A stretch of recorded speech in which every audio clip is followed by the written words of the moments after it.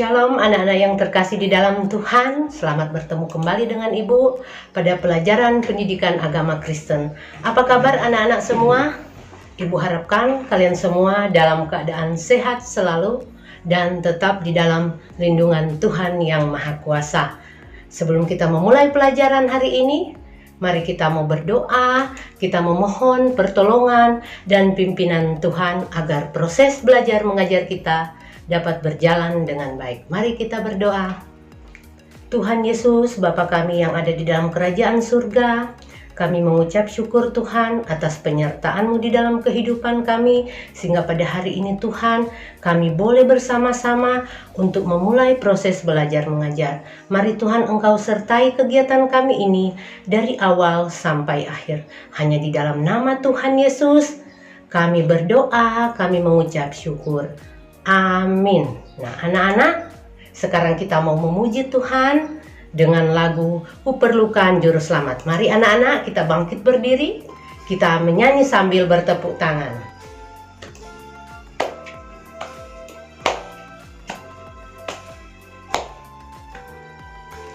Ku perlukan Juru Selamat agar janganku sesat.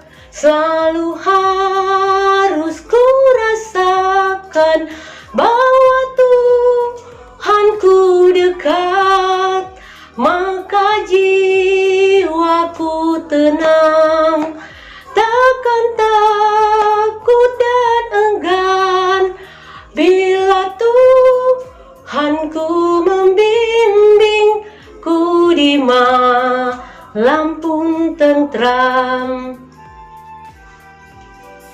Ku perlukan Juru Selamat karena imanku lemah. Hiburannya menguatkan, sungguh tiada bandingnya. Maka jiwaku tenang, takkan takut dan enggan bila Tuhanku membimbingku di malam pun tentram.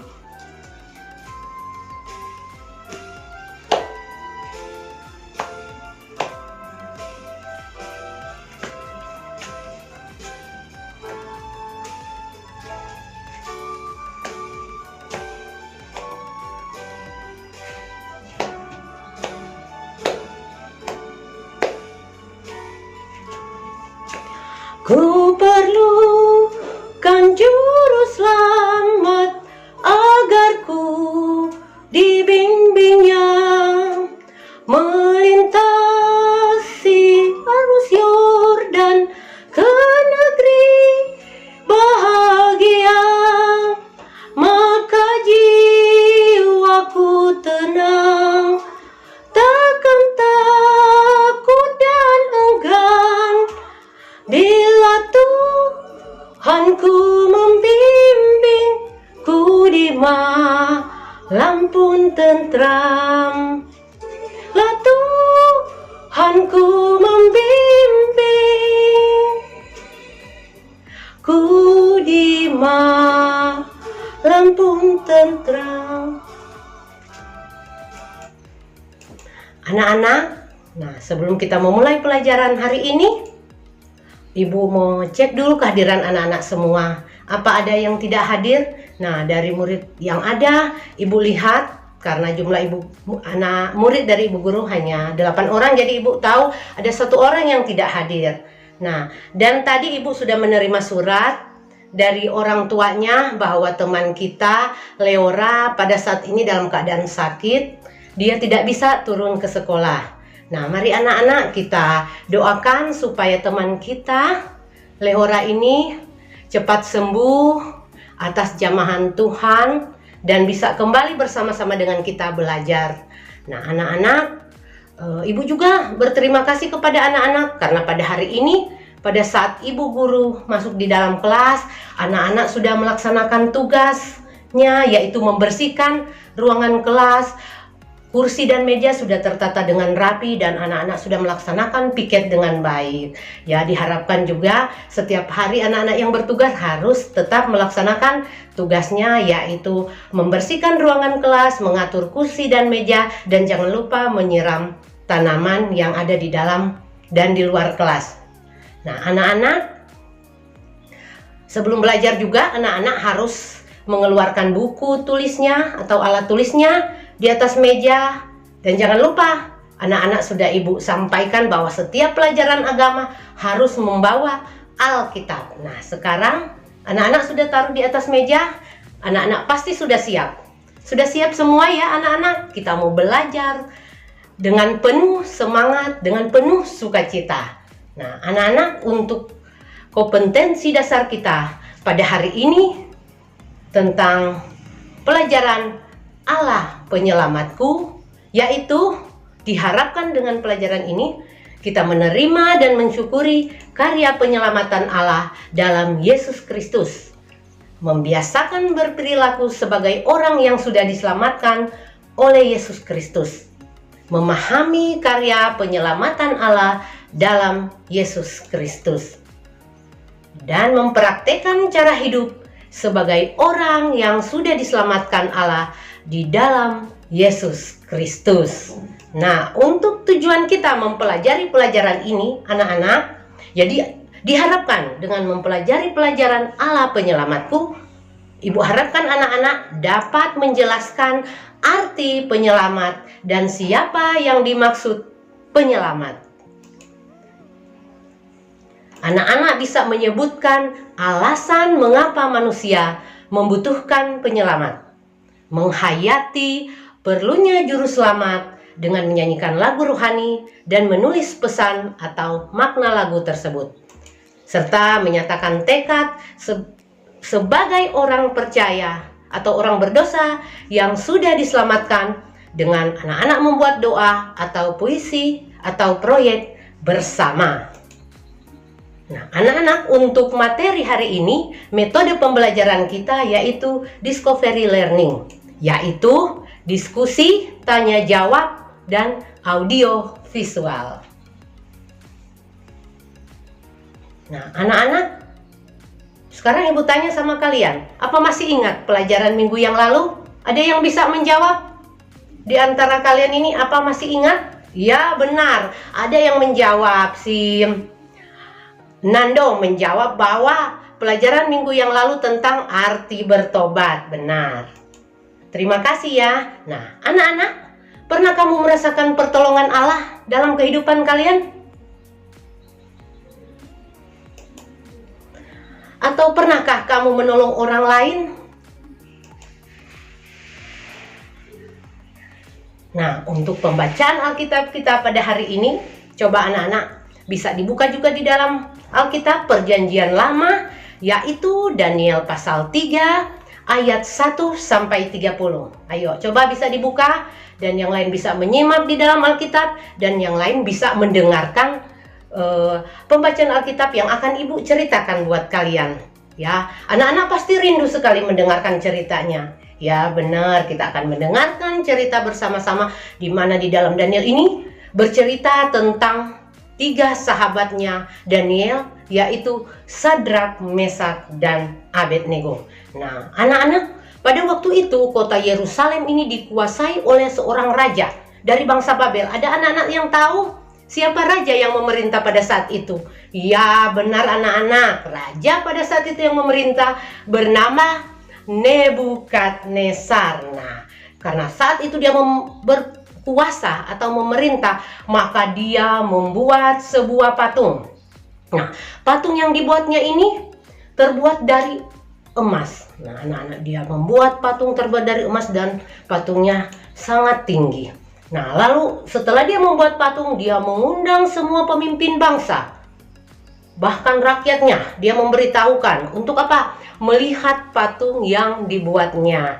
Lalu apa? Dia memberikan perintah supaya nanti orang yang datang ke sana melihat patung yang dibuatnya ini untuk datang apa? Sujud menyembah kepada patung itu.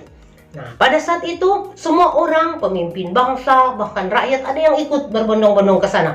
Mereka mau ke apa? Ke Babel. Mereka mau melihat patung yang dibuat oleh Raja Nebukadnezar. Nah, pada saat itu juga sahabatnya Daniel, yaitu Sadrak, Mesak, dan Abednego ini ikut juga ke sana. Mereka ikut dengan orang-orang ke sana. Mereka datang juga ke Babel melihat apa? Patung yang dibuat oleh Nebukadnezar. Nah, lalu diumumkan. Nah, semua nanti kalau ada bunyi-bunyian, musik, sangkakala, kecapi, dan sebagainya, semua orang yang ada di sana diperintahkan raja apa? Harus sujud menyembah. Setelah bunyi musiknya, mereka sujud menyembah. Tetapi mereka terheran-heran. Ada 3 orang katanya yang ada di sana. Kenapa mereka tidak mau menyembah patung? Mereka melawan perintah raja. Mereka melihat, ada yang berkata satu dengan yang lain. Yang 3 orang ini kayaknya nih sahabatnya Daniel. Mereka tidak mau menyembah patung. Lalu apa? Sampailah kepada raja. Mereka sampaikan, mereka laporkan bahwa orang ini, yang 3 orang ini tidak mau menyembah patung. Lalu apa? Raja memanggil mereka bertiga ini untuk menghadap dia. Karena apa? Tidak melakukan perintahnya. Kenapa kalian tidak mau menyembah patung? Itu ditanyakan oleh raja. Lalu apa jawab mereka? Kami hanya mau menyembah Allah kami. Kami tidak mau menyembah patung. Itu yang mereka lakukan. Yang orang-orang lain tuh menyembah patung. Mereka takut dengan Raja Nebukadnezar. Tapi mereka bertiga tidak takut. Mereka hanya takut kepada siapa? Kepada Tuhan Allah. Nah, akhirnya apa? Karena mereka melawan perintah raja, mereka diikat lalu mereka dibuang ke dalam perapian. Lalu apa yang terjadi anak-anak? Perapian yang dulu tidak terlalu panas, diperintahkan raja, coba perapian itu ditambah lebih panas lagi. Dibuatlah perapian pada saat itu 7 kali lipat panasnya. Bayangkan anak-anak, bagaimana rasanya panas kita yang kena korek api yang panas sedikit aja terasa perih tangan kita. Kita kena matahari mengeluh kepanasan. Apalagi yang dilakukan terhadap Sadrak, Mesak, dan Abednego. Mereka dimasukkan ke dalam perapian yang menyala-nyala. Tetapi apa yang terjadi? Mereka tidak terbakar, anak-anak. Lalu apa? Raja Nebukadnezar ini heran. Dia datang melihat di perapian itu. Dia terkejut. Kenapa dia terkejut? Dia menghitung. 1, 2, 3, 4. Kok ada 4 orang di dalam perapian? Padahal pada saat dia menyuruh mereka itu bertiga aja yang dimasukkan. Dia menjadi heran. Nah, setelah itu dia panggillah mereka. Ayo keluar katanya. Akhirnya Sadrak, Mesak, dan Abednego ini keluar dari perapian yang menyala-nyala.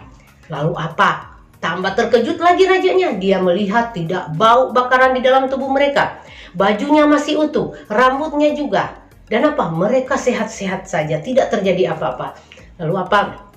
Raja Nebukadnezar pun merasa heran, lalu percaya. Karena apa? Ternyata katanya Allahnya Sadrak, Mesak, dan Abednego telah menyelamatkan mereka. Akhirnya raja percaya bahwa Allah Sadrak, Mesak, dan Abednego adalah penyelamat mereka.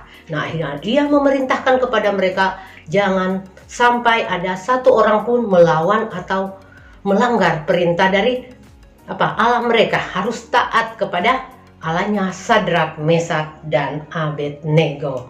Nah, anak-anak, dari cerita ini anak-anak sudah mendengarkan, bahkan sudah mengetahui apa yang sudah Ibu sampaikan tadi. Nah, sekarang anak-anak, ini ada Ibu akan putarkan video buat kalian. Kalian perhatikan dan amati video berikut ini. Di lantai 4 sebuah gedung di Paris menjadi viral di media sosial. Penyelamatan dilakukan oleh seorang imigran asal Mali. Sebuah video memperlihatkan seseorang imigran asal Mali mampu juga sama memanjat dari satu balkon ke balkon lainnya demi menyelamatkan balita berusia 4 tahun yang bergantung di lantai 4 sebuah gedung. Kejadian tersebut berlangsung hari Sabtu waktu setempat. Ketegangan pun sempat terjadi, namun akhirnya Mamudu berhasil menyelamatkan balita tersebut. Aksinya yang mirip dengan Spider-Man disambut sukacita warga yang menonton. Wali Kota Paris. Nah, anak-anak, kalian sudah mendengarkan cerita Ibu dan sudah menyimak video yang ditayangkan tadi tentang penyelamatan. Nah, berbicara dengan penyelamatan, materi kita hari ini Allah penyelamatku. Nah, anak-anak, menurut Kamus Besar Bahasa Indonesia, penyelamat adalah orang yang meluputkan atau menghindarkan orang lain dari sebuah bencana atau bahaya. Nah, ketika seorang melakukan tindakan penyelamat, dia disebut seorang apa? Penyelamat. Jika dia sudah melakukan atau menolong orang lain, maka dia disebut dengan penyelamat. Nah, contohnya anak-anak, di sekitar kita itu begitu banyak contoh yang dapat kita lihat.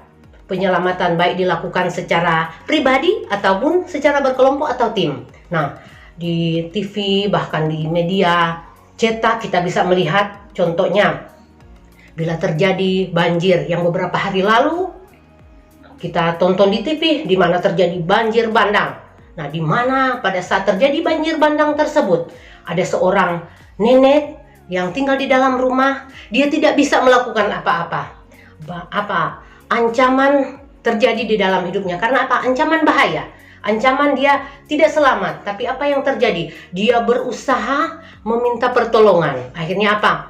Tim SAR pada saat itu mereka keliling mencari orang-orang yang terjebak di dalam banjir. Dan apa? Mereka menemukan seorang nenek ini tidak bisa keluar dari rumahnya. Lalu apa? Mereka berusaha menolong dia dan membawa dia ke tempat yang lebih aman atau di tempat pengungsian. Ada juga penyelamatan yang dilakukan oleh tim, misalnya pemadam kebakaran. Nah, di mana ada terjadi kebakaran, mereka berusaha memadamkan api.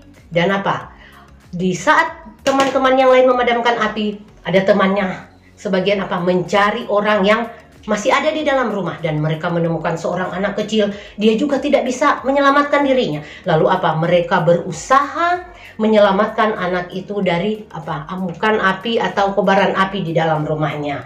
Nah, anak-anak, bentuk-bentuk itulah adalah contoh dari penyelamatan yang dilakukan oleh pribadi ataupun kelompok, di mana mereka melakukan pertolongan kepada orang lain yang membutuhkan pertolongan, yaitu yang disebut dengan penyelamat. Nah, anak-anak, semua manusia pada dasarnya dia ingin apa? Hidupnya selamat. Selamat misalnya dari bahaya, selamat dari ancaman orang lain, selamat dari hukuman dosa, dan sebagainya. Nah, contoh dalam bahaya, kita di dalam bepergian atau kemana-mana pun, kita apa? Menginginkan atau mengharapkan kita tidak celaka. Kita mengharapkan apa? Apa yang terjadi dengan kehidupan kita? Kita selamat, kita apa? Tidak terjadi apa-apa, terhindar dari mara bahaya. Itu yang kita harapkan di dalam kehidupan kita setiap hari. Di dalam kita melaksanakan aktivitas kita ataupun kita bepergian, pasti yang kita harapkan yang utama adalah keselamatan diri kita dan juga keluarga kita, bahkan orang lain. Nah, anak-anak, jadi arti selamat itu terlepas dari bahaya yang mengancam dirinya. Nah, keselamatan itu katanya di situ dikatakan bahwa apa? Kita lepas dari bahaya yang sudah disampaikan tadi yang mengancam diri kita. Berarti kita selamat, berarti kita tidak terjadi apa-apa di dalam kehidupan kita. Nah, anak-anak, keselamatan yang di atas itu yang Ibu ceritakan dengan penyelamatan seorang bayi maupun penjelasan tadi itu adalah keselamatan secara jasmani yang dilakukan oleh manusia untuk menyelamatkan dirinya maupun menyelamatkan orang lain. Nah, di samping keselamatan jasmani anak-anak, ada juga keselamatan rohani. Sekarang Ibu tanya sama anak-anak, keselamatan rohani itu keselamatan yang bagaimana? Apa ada anak-anak yang tahu bagaimana yang disebut dengan keselamatan rohani? Ada yang bisa menjawab? Ayo, Tessa bisa menjawab? Atau Ronald? Apa pendapatnya? Benar. Ada yang mengatakan bahwa keselamatan rohani adalah keselamatan dari dosa. Benar. Ada juga yang mengatakan apa? Ya, keselamatan apa? Ya, penebusan katanya yang dilakukan oleh Tuhan. Benar anak-anak, semua jawaban kalian itu benar. Jadi keselamatan rohani adalah terbebasnya manusia dari hukuman dosa. Dan anak-anak harus tahu siapa yang melakukan apa? Keselamatan rohani tersebut. Nah, semua pasti menjawab benar, yaitu keselamatan rohani itu hanya diperoleh melalui siapa? Yesus Kristus atau Tuhan Yesus. Benar anak-anak semua. Jadi keselamatan kita secara manusia, secara rohani hanya kita bisa peroleh melalui Yesus Kristus. Nah, di mana Tuhan Yesus ini, dia datang ke dunia, dia merelakan dirinya untuk disalib, mati. Untuk siapa? Untuk kita manusia. Sebenarnya kita inilah yang berbuat dosa, yang berbuat jahat, yang harus dihukum, yang harus tergantung di kayu salib. Tetapi karena apa? Karena cintanya Tuhan, kasihnya Tuhan terhadap kita dan seluruh dunia, seluruh umat manusia, dia merelakan dirinya, menggantikan kita supaya kita memperoleh hidup yang kekal. Nah, anak-anak, seperti cerita dari yang Ibu sampaikan tadi, kisah Sadrak, Mesak, dan Abednego, itu adalah bukti penyelamatan yang dilakukan Allah yang sejati terhadap mereka. Kenapa mereka diselamatkan? Karena mereka taat, setia, dan hanya mengandalkan Tuhan. Mereka tidak mengikuti perintah manusia ataupun Raja Nebukadnezar untuk menyembah Allah lain atau patung. Tetapi mereka hanya mau menyembah Tuhan yang kudus. Nah, anak-anak, dari cerita ini juga kita harus memahami dan mengerti bahwa hanya Tuhan Yesus yang sanggup memberikan keselamatan rohani. Tuhan Yesus itulah penyelamat sejati. Nah, anak-anak, bawa Alkitab, kita buka dulu di dalam Yohanes 3 ayat 16. Ayo kita baca sama-sama ya anak-anak. Sudah ketemu Alkitabnya? Ya, kita baca bersama-sama Yohanes 3 ayat 16. Ibu hitung 3, kita baca bersama. 1, 3. Karena begitu besar kasih Allah akan dunia ini, sehingga Ia telah mengaruniakan anaknya yang tunggal, supaya setiap orang yang percaya kepadanya tidak binasa, melainkan beroleh hidup yang kekal.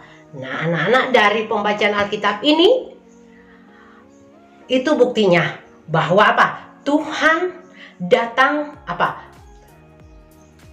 untuk menebus kita. Dia mengaruniakan anaknya yang tunggal, yaitu Yesus Kristus, agar kita beroleh kehidupan yang kekal atau keselamatan. Nah, anak-anak, karena kita sudah memperoleh keselamatan dari Tuhan, apa yang harus kita lakukan? Nah, kita harus melakukan kehendaknya, kita taat kepadanya, kita melakukan perintahnya. Contohnya di dalam kehidupan kita mengasihi orang lain, kita memberikan pertolongan atau bantuan kepada orang yang membutuhkan kita. Kita juga bisa berbagi apa yang ada dalam kehidupan kita yang berlebihan, kita bisa berikan kepada orang lain. Itu bukti atau contoh yang nyata di dalam kehidupan kita sebagai anak-anak Tuhan. Apabila kita melakukan kehendak Tuhan, jadi orang yang percaya sudah diberikan anugerah keselamatan, maka kita yang telah melakukan kehendak Tuhan akan dijadikan oleh Tuhan sebagai anak-anak Allah, karena kita taat akan perintahnya. Nah, anak-anak, penyelamatan Allah adalah anugerah bagi kita manusia yang berdosa, karena kita sudah ditebusnya. Nah, demikian anak-anak cerita atau penyampaian penjelasan dari Ibu Guru. Nah, anak-anak, untuk merespon apa yang Ibu sudah jelaskan atau sampaikan tadi, kita kembali menyanyi. Kita mau memuji Tuhan, kita mau bersyukur karena kita punya Tuhan Yesus yang menjadi juru selamat di dalam kehidupan kita. Kita menyanyi sekali lagi, kuperlukan juru selamat. Ya, berdiri semua anak-anak ya, dengan penuh semangat. Sambil tepuk tangan, ayo. Kuperlukan juru selamat agar janganku sesat, selalu harus ku rasakan bahwa Tuhanku dekat, maka jiwaku tenang, takkan takut dan enggan bila Tuhanku membimbingku di malam pun tentram. Ku perlukan juru selamat karena imanku lemah. Hiburannya menguatkan, sungguh tiada bandingnya. jiwaku tenang, takkan takut dan enggan, bila Tuhanku membimbing, alam pun tentram. Nah, anak-anak, sekarang Ibu akan bertanya kepada kalian. Nah, dari pelajaran kita, dari cerita di atas, apa yang dapat kalian ceritakan atau kalian pelajari? Yang kedua, menurut kamu, apa arti penyelamat? Yang ketiga, jika kamu berhadapan dengan orang yang membutuhkan pertolonganmu, tindakan apa yang akan kamu lakukan dan mengapa kalian melakukan hal tersebut? Nah, sekarang Ibu akan bagi kalian dalam 4 kelompok, karena murid Ibu guru hanya beberapa orang saja, jadi 4 kelompok. Dan nanti setiap kelompok ini menjawab soal yang ada di LKPD atau yang sudah Ibu sampaikan tadi. Nanti anak-anak, setiap anggota kelompoknya menyampaikan pendapatnya atau jawabannya. Dan nanti setiap jawaban itu disimpulkan atau dikumpulkan bersama-sama dalam kelompoknya. Nanti saatnya bagi anak-anak semua untuk mempresentasikan hasil kelompok. Dan Ibu tanya siapa yang sudah siap di antara kalian. Nah, siapa yang sudah siap? Kelompok 1, 2, 3, dan 4. Dan ini Ibu lihat ada kelompok 4 yang sudah mengacungkan tangannya. Silahkan menyampaikan pendapatnya. Dan kelompok 1, 2, dan 3 memberikan tanggapan atau pertanyaan. Nah, baik sekali untuk kelompok 4. Sekarang kelompok berapa lagi yang mau maju? Nah, boleh. Kelompok 2, ayo. Nah, kelompok 2 menyampaikan presentasinya di depan kelas. Dan kelompok 1 dan 3 maupun 4 memberikan pertanyaan atau tanggapan. Nah, baik. Sekarang untuk kelompok selanjutnya, kelompok 3. Nah, terima kasih, kelompok 3 juga sudah menyampaikan dan semua kelompok yang lain sudah menyampaikan pendapat masing-masing dan kelompok yang lain sudah memberikan tanggapan. Terima kasih anak-anak sudah ikut berperan aktif di dalam menyampaikan pendapat atau tanggapan di dalam kelompoknya masing-masing. Nah, sekarang anak-anak, untuk tugas mandiri, Ibu akan tugaskan kepada kalian. Jadi kembali ke tempat duduknya masing-masing dan anak-anak menuliskan cerita tentang kitab Daniel pasal 3 yang sudah Ibu sampaikan, atau memilih video penyelamatan bayi. Anak-anak bisa membuat ceritamu dengan kata-kata atau bahasamu sendiri. Ibu kasih waktu 10 menit untuk anak-anak membuat cerita sesuai pendapat masing-masing dari cerita tadi.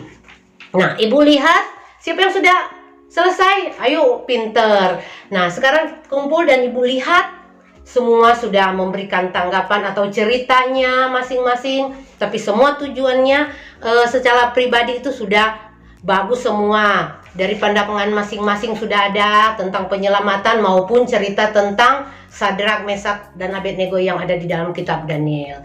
Terima kasih anak-anak sudah mengerjakan tugas mandirinya. Nah, anak-anak, kesimpulan kita untuk pelajaran kita pada hari ini, dari cerita Ibu Guru ataupun dari pendapat anak-anak semua, Ibu sudah melihat bahwa kesimpulannya yaitu selamat adalah terlepas dari bahaya yang mengancam dirinya. Di samping keselamatan jasmani, ada juga keselamatan rohani, yaitu terbebasnya manusia atas hukuman dosa. Penyelamat adalah orang yang meluputkan atau menghindarkan orang lain dari sebuah bencana atau bahaya. Nah, Tuhan Yesus sanggup memberikan keselamatan rohani. Dialah penyelamat sejati. Yohanes 3 ayat 16 yang sudah kita bacakan tadi. Orang yang diberikan anugerah keselamatan, maka mereka akan dijadikan anak-anak Allah. Demikian pelajaran kita dari kesimpulan Ibu Guru. Untuk tugas kalian anak-anak, bisa kalian mengerjakan pada lembar pengetahuan, dan nanti jika tidak selesai anak-anak bisa lanjutkan atau kerjakan di rumah. Nah, demikian anak-anak yang dapat Ibu sampaikan kepada kalian dalam pertemuan kita hari ini. Kiranya pelajaran kita ini dapat berguna dan bermanfaat di dalam kehidupan kita. Kita akan mengakhiri pelajaran kita, kita mau berdoa, kita mau bersyukur karena Tuhan sudah menyertai kita. Mari kita berdoa, anak-anak. Tuhan Yesus, terima kasih atas penyertaan-Mu di dalam kehidupan kami, di dalam proses belajar mengajar kami, sehingga kegiatan kami pada hari ini berakhir dengan baik. Kiranya Tuhan, jadikan kami anak-anak-Mu dengan taat dan setia melakukan kehendak-Mu di dalam kehidupan kami hari lepas hari. Terima kasih Tuhan, di dalam nama Tuhan Yesus kami berdoa, kami mengucap syukur. Amin. Demikian anak-anak, sampai bertemu kembali pada pelajaran berikut. Tuhan Yesus memberkati.